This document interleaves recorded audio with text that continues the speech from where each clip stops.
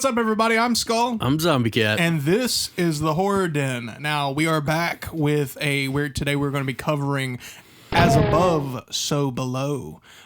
This is a movie that we both love. So, spoiler alert, we love this movie. We've seen it a couple times in the past, like years before we even decided to do YouTube. And we actually, when we reached our 200 subscriber mark, we actually had this a part of the poll. But Brightburn won it out overall. But after we had recorded Brightburn, the poll was still going. And As Above, So Below actually went above Brightburn. So we actually were going to do this review late last year. But we never got around to it because of timing and scheduling and all this other jazz. So here we are at the beginning of 2025, finally covering it. We hope that if you voted for it, this is for you. And if you've never seen it, click off and go watch it. Because it's a crazy movie. It's short. It's about an hour and 30 minutes. I thought this came out a long time ago, but it turns out it came out like in 2014, We're just getting 2013. Old. Which is, still a long time in terms of movie years. But so without further ado, let's get into the synopsis and the review scores of As Above, So Below.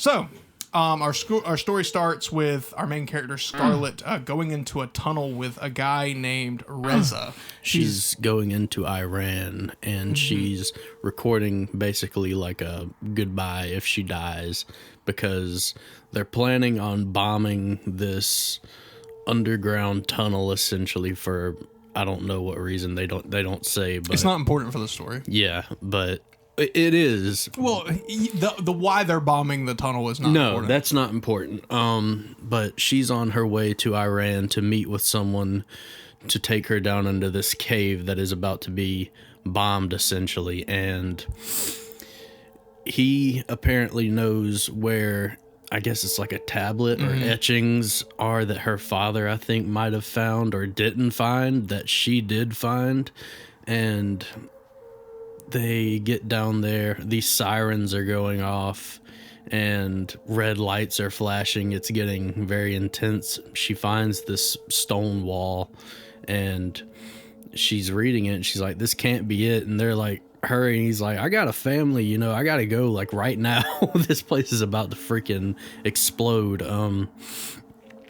But she notices that, I don't know what she finds. It's like chipped or something, but there's an indentation, like an X, that marks the spot almost. And so she pulls out a chisel and just starts banging at it. And as kind of the tension's rising, the wall, she kicks the wall and it gives way, revealing this giant like black onyx bull with inscriptions all over it. And it's called the ruby. It's called the rose key. Rose key. I thought they said it was the ruby. No, they call it the rose key. Okay. See, this is why I take notes. Yeah, it's like a key to starting this journey, essentially. It's to unlock. We're about to. I'm gonna go ahead and say it because we literally find out in the next scene. It's supposedly the key to unlocking the mystery of where the Philosopher's Stone is, which is awesome. So she documents her findings while Reza leaves to go rejoin his family. There's like a countdown starting at this point. She finally feels like she records enough, and she runs out, and in this like long hallway, she sees what we find out later to be the apparition of her father dangling from a rope. Can I say that on YouTube? I think that's vague enough. But he's dangling there, and then as she's like approaching it, the bombs go off and she gets trapped in the explosions, and she's like running.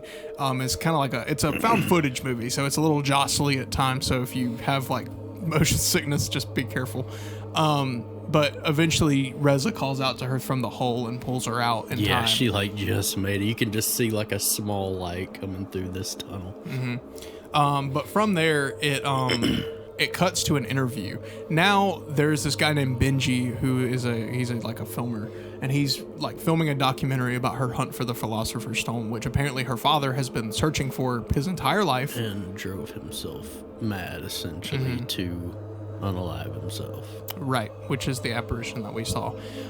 She's still on the hunt, and she kind of gives some... There's a lot of like information that comes at you really quickly. So for those of you that don't keep track of it as fast, the whole story revolves around Nicholas Flamel, a studier of alchemy, apparently found the Philosopher's Stone or made it. It's unclear. And Scarlet and her father are looking for it. Benji is the camera guy. That's what I wrote down exactly. So they're following in the footsteps of Nicholas, trying to find out what he did to hide it. And it revolves around the tombstone that's on display in Paris at a museum, as well as just the information with the rose key. But the problem is that the rose key is in Aramaic, which is one of the languages that Scarlet does not speak. Yeah, however, I think she knows someone who does. She said she knew like 3 languages and like 2 dead languages. So I was like, that's kind of cool. I'm assuming one of the dead languages is Latin. Yeah. But in order to find the person that she knows that can speak Aramaic, or Arabic, I think it's Aramaic, they break into a church, and because they find a bag, and going up into the clock tower, they find George, which apparently he likes to break into places to fix old things and make Just them work kind of cool. Yeah, it's like it's a vigilante, but for just historical items, and he's working on the bell towers in this old church in Paris. They find him. He doesn't want to help. But once the rose key is mentioned and that it was in Iran, he's very interested. It's almost like he gets hooked right back into the same shit all over again. Seems that they have some kind of past. Yeah, he keeps dwelling on this story about how he was trapped in a jail in Turkey. He said it was a prison. She's like, it was a jail. In Turkey, he says. But he agrees to translate the language for and her. That's it. That's all he agrees to. He is very adamant about it. So they go and they investigate the tombstone. Yeah, and it's after hours, so it's dark, and he talked to one of the museum, I guess, People. keepers, whatever, and they got 10 minutes to look at the tablet. But so they use what he, translated, and it goes through the imagery. The only thing that's missing in the imagery is the key, which he's carrying the key on his back. So Scarlet deduces that it must be on the back of the tombstone. So she takes it off, and there was some kind of chemical compound that was referenced in the text, and so it can be found in regular cleaning liquid. So she puts some cleaning liquid on it and lights it with the match, revealing a secret message, which I did not write down the secret message. Just watch the movie. For that one, I'll leave it, because it comes up way later. Yeah. And I have it written down like where it comes up. But they read into this message, and it points them to the catacombs of Paris, which, if you don't know what those are, they're terrifying. It's believed that it's hundreds of feet under what's his name's grave. So under Nicholas's burial site, she kind of deduces, using like the alchemical stuff, that the location of the Philosopher's Stone should be like 360.5 feet below them. And then because it was believed that 742 or so, it's some weird number. So essentially, they're going into the catacombs to try to find a way to get under his grave. Because the catacombs, apparently, the documented part does not reach under that. But what's important about that specific distance is that it's the halfway point, according to old mythology, at least by old world logic, that is the middle distance between the top layer of the earth and hell. But moving on. So they go down into the catacombs taking like a tourist guide, and they kind of hang back at 1 second where they kind of figure out that they got to go through this wall. And they're like, well, that means that we have to go to the restricted part of the catacombs, and how are we going to do that? And then a voice pipes up. They turn around and they see this like teenage, maybe early 20s kid sitting there with like a sketchbook, and he tells them to hunt out this guy named Papillon. It's spelled Papillon, but it's Papillon, and tells them where to find him, which is at a club. And so they go, and as they're going in, this white lady dressed all in white comes out and stares Benji down, like pretty bad, and like there's like, it's never fully explained if there's something more there. At least like I in think terms of she's a connection. supposed to represent. This movie is heavily, and I mean heavily, inspired by Dante's Inferno. And maybe there's something there that I don't connect. I'm sure if you go and watch like Foundflix's video, I'm sure he deep dives better. Yeah, into, this like is, that kind of stuff. It is like Dante's Inferno. It's not so much as I remember the first time watching. I'm sure that there's some small things. It is. It definitely is. It's just, I feel like we'll get into this later, but so just keep going. Yeah. So they meet Papillon, and they convince him to go by offering him half of the treasure that they find, which he's like, bet. We're definitely going. At first, she was like, you can have all of it, and then George butts in, he's like, half is fine. They also deduce that there has to be a hidden chamber. That's what led them to this. There has to be a hidden chamber because of a series of collapsings that happened in Paris, and one of them, there isn't any, there's supposed to be solid ground underneath them. So that indicates that there is a hidden passage that hasn't been explored. So they meet up with the crew of, which I have their names written down. One of them's name is Zed, and then the other one's like Suxi. And they have their climbing equipment, and George is still like, I'm not going. They go down to the train tunnel where they find this thing off to the side. It's just a small entrance in, and the cops run down and tackle Papillon, and then they run in, and George gets stuck with the group. So he has no choice but to go in with them, which he hates caves. And I think this is revealed shortly after this, that the reason he hates going into caves is because his little brother drowned in one. Yeah, that's terrifying. Yeah. But anyway, so they escape the police. As they're going down, they stumble upon probably the creepiest thing ever, which is a coven of women. Yeah, it's scary. Like, you just hear like an ominous like humming and howling, I guess you can say. I can't explain it. It's like a chanting. Yeah, and you just see like red candlelight glowing, and it just looks very evil, very satanic. And you see him through a crack in the wall, and Benji like shows his camera in there, and the main lady that's standing facing the whole rest of the group looks, and it's the lady who stared him down outside the club. And they like have this kind of moment, and then they continue on. Very shortly, like after this, they argue about which path to take, because by Scarlett's deduction, we should go through this tunnel, not this way, which is an indirect thing. It's like this small crevice that they crawl through over bones to get through. And they're like, but that's the wrong way. And it's like, look, that tunnel over there is cursed. We had a friend that lived down here for years, and that was the only tunnel he always felt like something was wrong, and he never explored it. His name was Lataupe, which means the mole. And he went in there finally, and he never came back out. Yeah. And so they decide to go through with the original plan of Papillon and crawl over these bones. He also makes like a good defense, being like, you're looking at this from a map perspective. You don't understand how the catacombs work. I know where areas are flooded. I know where areas have collapsed and stuff like that. You're looking at a map. Mm-hmm. I know this place. I've lived it. He has know. Also, before they came into the cave, he has a signature spray paint that he does, his signature on the wall, which comes up later. So it's kind of like a... So they begin to crawl over the bones, but Benji gets stuck, and he has like this like really bad panic attack, and he can hear the chanting, and he's like, why are they singing that song? Why, like, will they stop it with that song or whatever? And he can hear the coven singing, and he gets bit by a rat. He says he got bit by something. You hear a rat. He just says he gets bit. I'm gonna let my mind just be like, I swear I heard the scurry of the squeak of a rat. That's why I said that. Well, my headcanon's gonna be it's one of them creepy people. Okay, that's fine. But finally he gets free, and they pull him out as the tunnel collapses.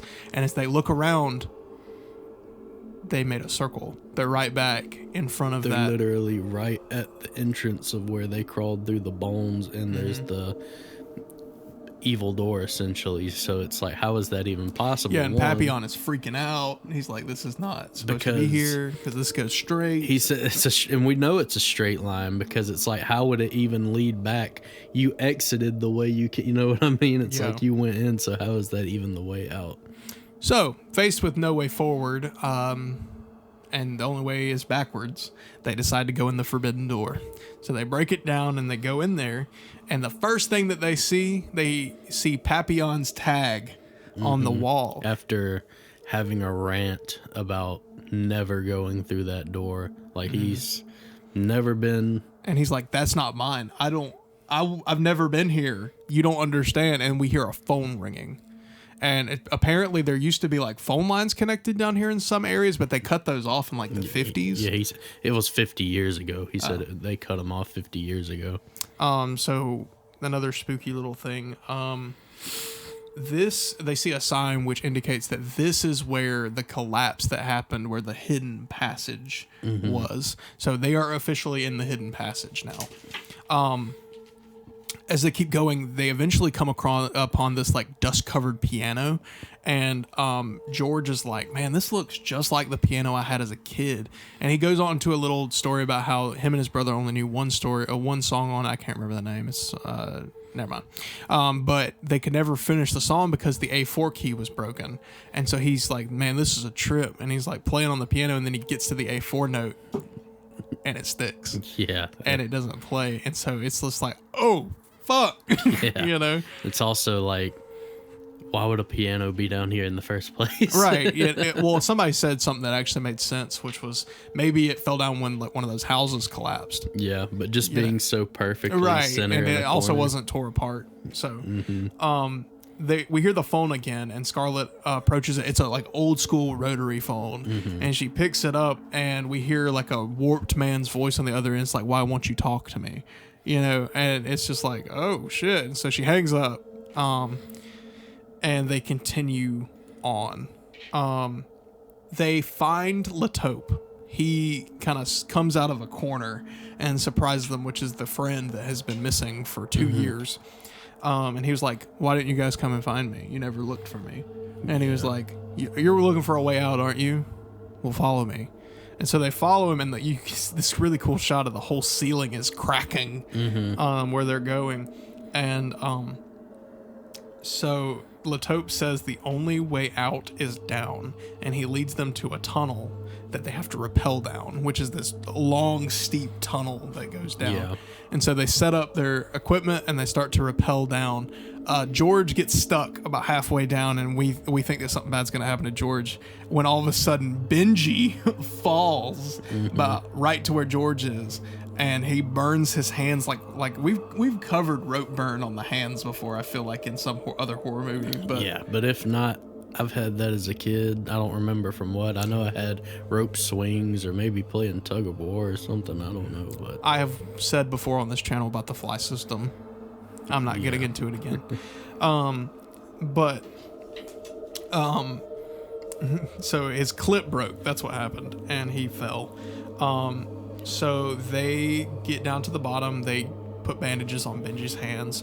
And they crawl through this tunnel. They walk through this tunnel where there's like a batch of water like in the center. And George accidentally steps into it, and we get this really cool effect where it's like everything sounds like it's underwater now for everyone. it's so cool. It's almost like a mystical effect. And then like a bunch of crazy shit happens, and we are unsure about exactly what happens. Zed sees this little boy down a aisleway. It's like the lights are flashing. Nobody really knows where they are. And then they reach a dead end, and here they find a vulture on the wall, like a hieroglyphic, and then they find a scarab. And so that's when Scarlett deduces that this must be, if I pronounce this wrong, I'm sorry, a Ptolemaic hinge, which apparently is something that was used by the Egyptian pharaohs in their tombs to be like, you have to remove this one stone, and if you remove the wrong one, then the whole ceiling will collapse. Like an ancient padlock. I think that's how they described it. And then, they go through and they're using the riddle on the tombstone, which is the one that I was like, I didn't write it down. Mm-hmm. So it makes sense with you. It kind of goes by really quickly, so it's okay that I didn't write it down. But it basically all refers to using the celestial bodies to determine which stone to pull, which during this time they were asking questions like, is this before Copernicus, and is this, all this stuff, because that depends, because like at one time 2 planets hadn't been discovered yet. The Earth was considered the sun or the center of the universe, so it wasn't considered a planet, and so there were 7 astral bodies at the time, and so they pull the 7th stone, revealing an exit in a true Indiana Jones like fashion, where it like rolls out of the way. It's really cool. But they go in, and inside, laying upon an altar, they find a perfectly preserved body of a Templar soldier. Yeah, it's really cool. Like, you can tell he's dead, but somehow, like, ancient, but somehow looks like he's not that old at the same time. And, considering like that they're not finding anything, everything else and all the signs and stuff are pointing that they need to go deeper.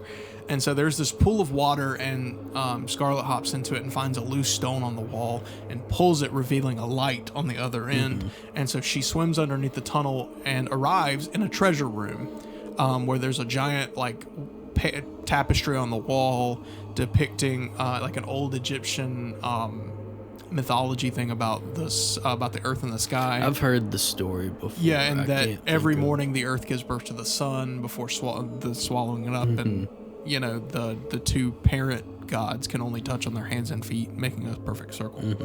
But that's not really that important. But yeah, the other people come through, and Latope is on the other end already as everybody's coming out, but he's not wet. So that's something I noticed this time that I didn't notice the last time. He also before has already kind of teleported, like he got down that hallway so really fast. Like, and also Papillon has said that he's different. He's acting differently. Yeah. So while half the group focuses on the gold treasure behind this gate, Scarlet and George are over here at this tapestry talking about the mythology behind it. They see the sun, and she pops the gem out, which the sun is the Philosopher's Stone. And then at the same time, she realizes that the other treasure is a trap, and they pull off the gate, and the fucking ceiling collapses. Yeah. The ideal behind putting the Philosopher's Stone in plain sight was that you're going to be so distracted by all of that golden treasure that you're going to ignore, like, literally the most important gem on Earth. So, the ceiling collapses. Latope is somewhere in the rubble. They pull... You say it. I don't know it. Soshi or whatever. Sosi. They pull Sosi out. Her arm is pretty fucked up, but luckily they have the Philosopher's Stone now, so she scrapes off a little bit, holds her hand over it. Scarlet does, and it heals. So yeah, we know that it works. So now that they can't go back the way that they came, they have to go deeper to find the exit. So into another layer, should we say? Well, no, they aren't officially in there yet. Also, it's important to note that their packs and rations were also trapped under the ceiling. Yeah, all water and supplies. Which we heard earlier means it's a death sentence. At this point, they're like, all we can do is preserve our flashlights. That's it. Yep. So, they find a tunnel further down by using the as above, so below symbol, which is like there's this ceiling there's this doorway on the ceiling that is supposed to be the door to mysticism, or the mystic door, and then that means that they deduce by the as above so below that there must be a door right here. And Papillon is like, this is the bottom of the catacombs, bro, like, and she starts smashing and it gives way to another tunnel.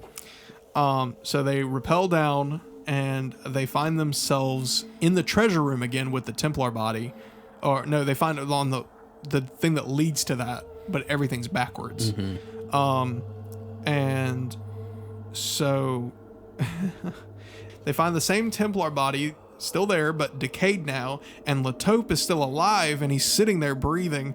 When Soshi like tries to come and talk to him, he picks her up and slams her down and kills her. It's freaking brutal. Instantly, and they try to use the Philosopher's Stone, but she constantly says that it won't work to bring back the dead. I'm sorry.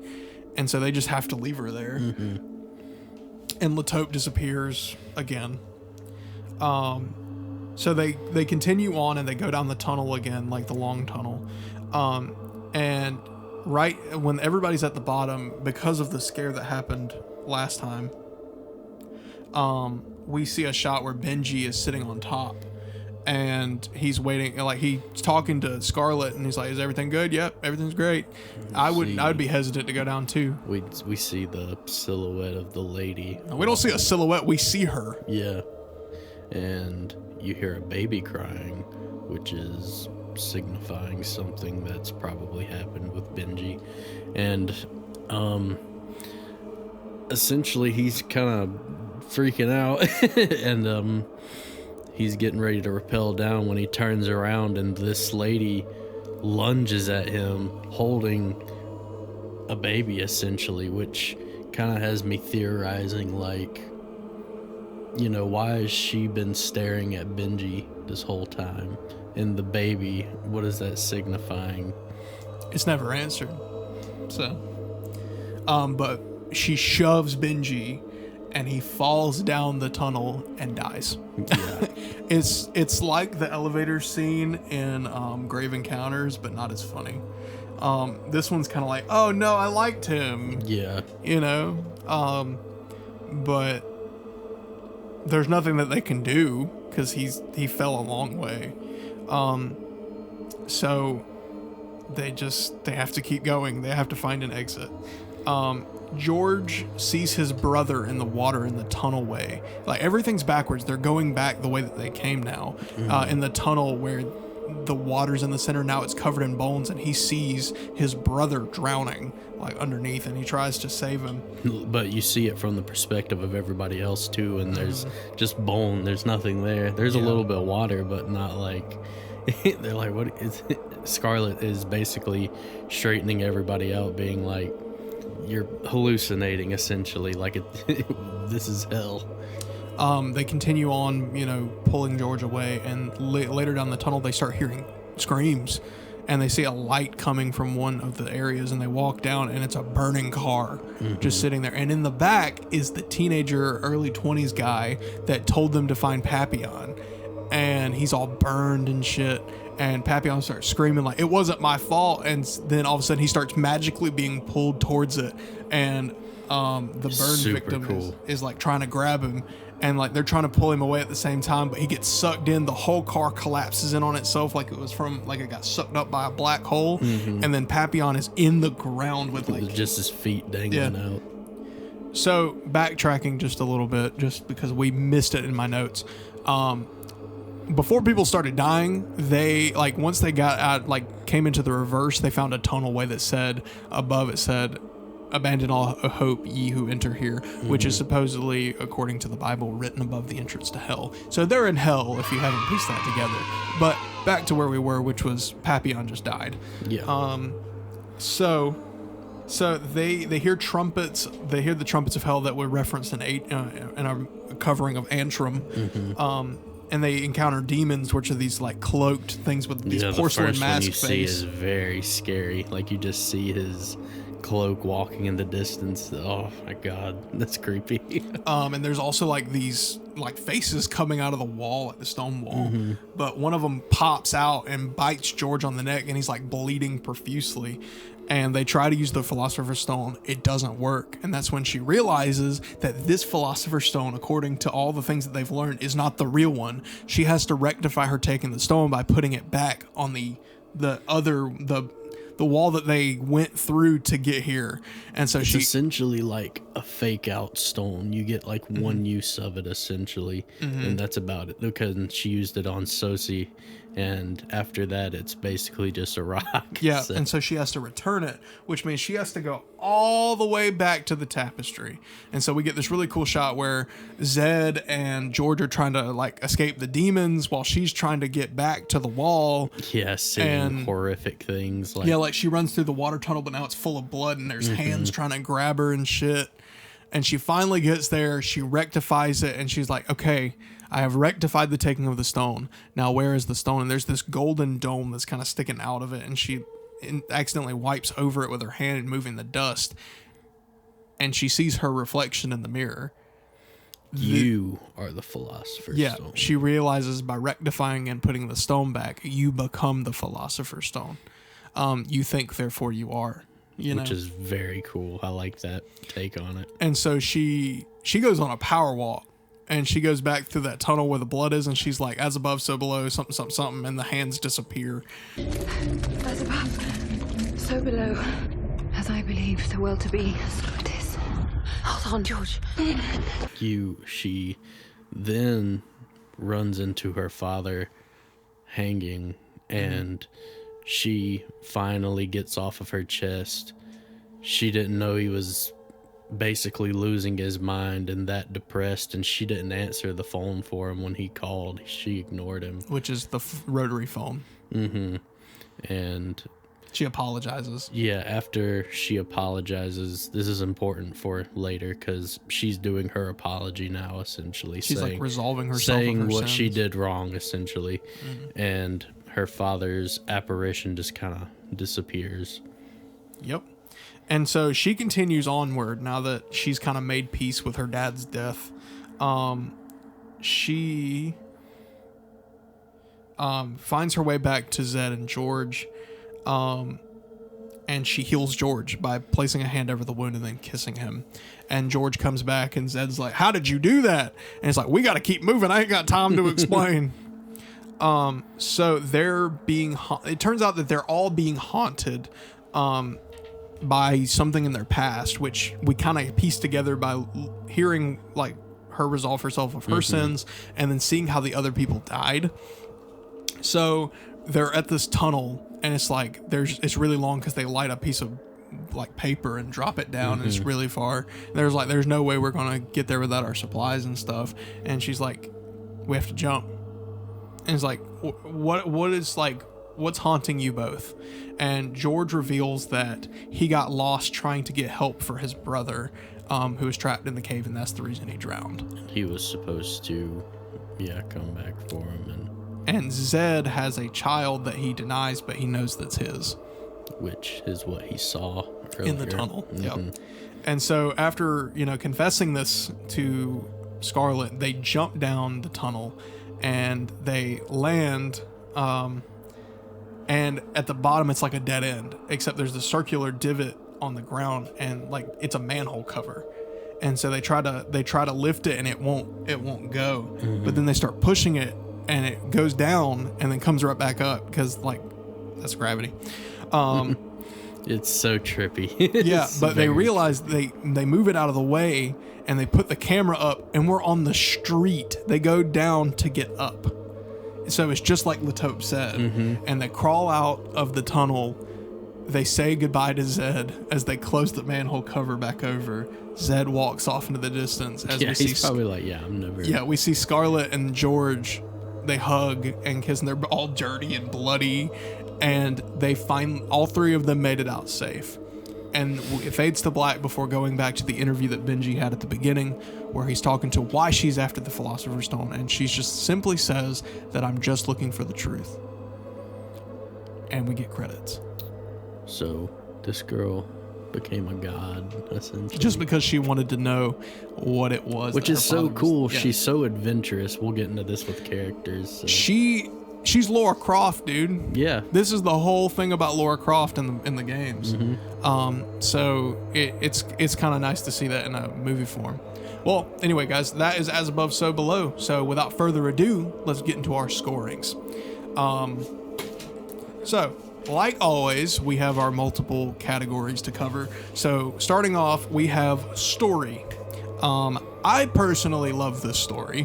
While I think that there are some detriments to this movie that are going to appear in our scoring, like characters and some other things like that, I feel like story is a really solid thing. I feel like if you like National Treasure and stuff like that, where there's a lot of information and they kind of expand upon like things that probably aren't real, like I like that a lot. I like the whole reference to Dante's Inferno and the inspirations they took, and I love the whole journey underground. I love that it's kind of like it has that, you know, Indiana Jones, Lara Croft, and Tomb Raider kind of vibe to it, but also it has a horror twist, and also I love the magical side of things. So, for that reason, I think I'm going to give it a 9 for story, just because I can't fault it too much. The lowest I'd go is a 7. So, somewhere between 7 and 9, but for this scoring purposes, I'm going to say my score is a 9. For me, it's probably going to be an 8, just because it's pretty simple, which is fine. I can't really add too much onto what you said, but I mean, it's just a fun horror adventure. So, yeah, for me, it's just an 8. It's nothing like so mind-bending and crazy, but at the same time is, but I don't know. Yeah. See, for me, this had just enough of the nods to like Blair Witch with the repeating things and all that stuff. But this hits on some niche things that I'm really into, and so that's why I can give it a 9. It's not perfect by any stretch, and we're going to get into that in the rest of the scoring. But I really like the story, so that's why it's getting a 9 for me. Moving on to characters. This is one of the areas that I feel like they do well enough, but it's not like a high point. For me, the biggest issues with these characters is this is a very short movie. Yeah, it's an hour and 30. They have so many characters, and it's like they're trying to expand upon so much so fast, and it's like there was no development for any of it outside of just like hints and your own speculation as to what, like Benji, for example, like what could have been going on. It's like we don't know, but it's not in a good way of like, oh, it's, you know, it's leaving it up to your imagination. That is a good thing, but at the same time it feels just rushed. It's like one person to the next to the next to the next, so it's like they're good characters, though. They're not bad characters. They're all likable. I really like Scarlett. She's the driving force in all this. Which I think is an intentional choice. Everyone else is kind of like, okay. Yeah. Benji's cool. George is cool. Papillon's pretty charismatic. I really like him. But just for Scarlett alone, I'll probably go to a 7 just because she's pretty fun. Yeah, I agree. I'm going to also go 7. That's right in the middle of my scoring range, so I'm going to go 7 too. I have nothing much to add on to that. If I had to add anything else, it would have been nice to know, even if it was right before it happened, it would have been really nice to know, like Benji saying something like, I keep, hearing a baby cry, or I keep seeing this woman that I accidentally killed when I was in a drunk driving accident. Or something, just so I feel like it would be more impactful if we knew that he regretted it and what it was. But then again, I feel like if that would have happened, he would have never died. And once again, after our video, of course, I would recommend checking out FoundFlix's video, because he somehow can mastermind these things together. Yeah, we're just casual horror fans. Well, I wouldn't even say casual. We're dedicated horror fans that just like to share our hobby. And so, he makes a whole living off of going deep into these movies, while we're doing what a casual viewer would. Yeah. Or a slightly above average casual viewer would want to know. But yeah, that's pretty good for characters considering. So 7 for characters. You gave it an 8 for story. I gave it a 9, so that means it's an 8.5 if Smite Lad needs that. But moving on, antagonist. Antagonist is really hard for us to score in this. There really isn't an antagonist but themselves. Yeah, they're the antagonist. I like the fact that there's no pinpoint antagonist or like a force that they're up against. The story. I guess if there is an antagonist besides themselves, it would have to be Hell. Or technically Nicholas, because he set this whole thing up, kind of. But it's hard, though, because by the end, it's like they are happy. Well, not happy because they just lost a bunch of friends, but she achieved her goal and probably is beyond happy, and she made peace with her dad. And it's like... It's one of those things where it's like there is an antagonist, but it's not a traditional antagonist. For that reason, we're both going to be scoring it pretty low. Yeah, it's not that it's bad. It's just for this movie, it doesn't make sense that there's an actual antagonist. So for me, it's just like the concept of them facing themselves, kind of cliche, but it fits the movie and it's cool. Probably just a 3 because, I mean, it's not just god awful, but I mean, it's not anything special because once again, there really isn't a antagonist. They're down there doing this to themselves, essentially. Yeah, I have nothing else to add. I agree. 3. So a 3 for antagonist. Humor. It's not a funny movie. There are funny parts, but it's not a funny movie. We have not covered a funny horror movie in quite a while. We will at some point soon. I'm gonna give it a 2 for humor. There were some funny bits, but like it's not a funny movie. Yeah, not even. Yeah, there's not even like big joke moments or anything. So yeah, probably just a 2. Like, once again, that doesn't hurt the movie. That's a good 2. So yeah, it's a good 2. The antagonist, I think, since we don't really know a clear antagonist, I feel like that does impact the movie just a little bit. Especially like if you're not into this kind of thing, you're going to be like, well, you know, who's the bad guy here? I can imagine a lot of older people watching this movie going, who's the bad guy? You know, I need to know who they're up against. Even in something like Antrim, where it's like artsy, like we knew that there was an antagonist looming over everything, which I really liked. But this is kind of the opposite of that. There is no looming force. It's just kind of a trial by fire, and you are your own worst enemy. Which I think perfectly encapsulates this whole movie. Yeah. So we both. Moving on to scariness. Now, for this kind of movie, I'm gonna give it some extra points just because it has like some mind-bending, creepy aspects that I really were effective. Like if I was in the situation, it would scare the fuck out of me. But I'm still a stickler at the end of the day when it comes to scariness. So for scariness, I'm giving it a 6. The first time I watched this movie, I was watching it in school, and I probably shouldn't have been. So I was really immersed in the movie instead of schoolwork. But I remember it getting to me pretty good. I'll probably give it a 7. I remember it just being sucked into the movie. I was so immersed. I loved it. I thought it was really scary. A lot of the jump scares got me. I'm not a huge fan of jump scares, but there really isn't even too many in this movie, which, I don't know.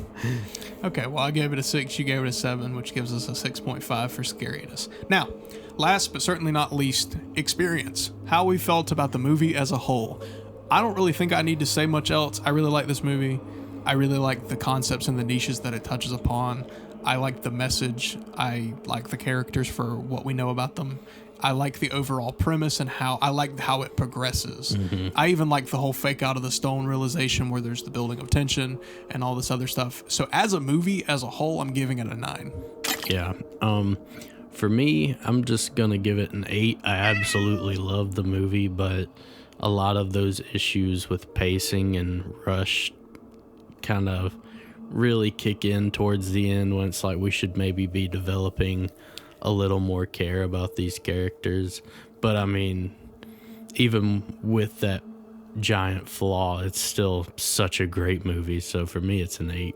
I feel like if this movie were to be remade, if they made it like 2 hours or maybe even 2 hours and 30 minutes, I feel like it would be a totally different experience. This movie, I remember, was received very bad. People did not like this movie. Which I don't understand, because every time I've seen it. Because I have two opinions that I would imagine. It came out during the found footage era, and we were so tired of found footage, and around that time this came out.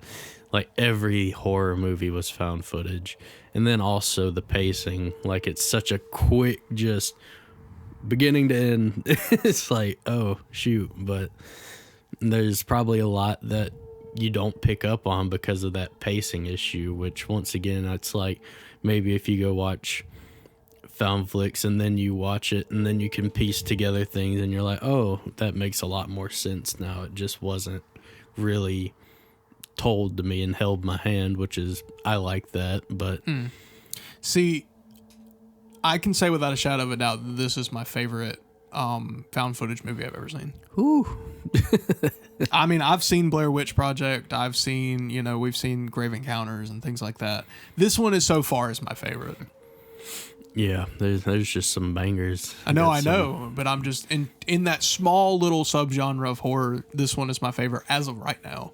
Yeah. So that's why it gets such good props from me, because I really enjoy it. It touches on so many niches that I love, and so that it's right up my alley. So you gave it an 8, I gave it a 9. That's 8.5 for experience. It's pretty high for a found footage movie. Well, all right. That has been As Above, So Below. I hope you enjoyed it, and I hope that the long wait after the voting was worth the wait. And I hope that you guys share this with your friends, and I hope you enjoy what we have to say. And like always, if there's anything you ever want us to review, just let us know in some form, and we will get to it. I promise you. Looking at you, the guy who's recommended Psycho Gorman. It's on the horizon. I promise. Just hold on. So some last minute cleanup stuff. We do have an Instagram that you've seen on our little wheel that appears throughout the video. So if you want to see our real world shenanigans and just get to know us a little better, head over to Instagram at the RichaadEB channel. We also have a Patreon. Yeah. For as low as $5 a month, you can have your name put up at the end of all of our videos for our small little channel, and all funds go right back into the channel. And we are maybe at max 2 months at the worst from getting our capture card, so we can finally start gaming on our channel. It's going to be a lot of fun, so any contributions toward that are greatly appreciated. I may be a stickler when it comes to horror movies, but I am a wuss puss when it comes to games. It's going to be a lot of fun, though, but just diving deep into some of these horror games, though, being it'll be such a fresh thing for you.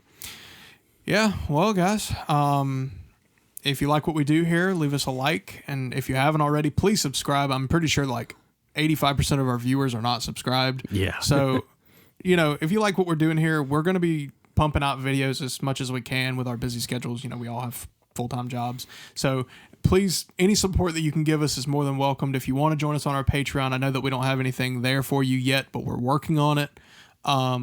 Maybe if we can get some attention there, we can put some stuff on there. And I know that Smite Lad is working on some stuff as well. So if you want to help us out there, be a part of the channel in that way, head over there and do it. But besides anything else, hope you guys had a good holiday. I know it's a little bit after that now, and I hope that 2025 is treating you well. So without further ado, guys, stay spooky out there.